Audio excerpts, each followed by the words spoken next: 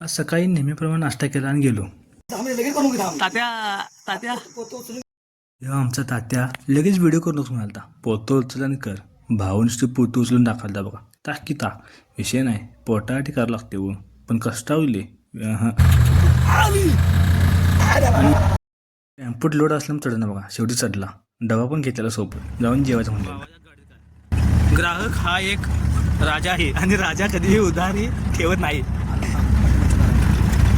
पण सगळे उधारीचीच कामं ह्याच्याकडे नुसतं नावाला लिहिले इथं. सगळं आवरलं, जाऊन जेवूया म्हटलं. जेवला आणि गेलो परत साईडवर.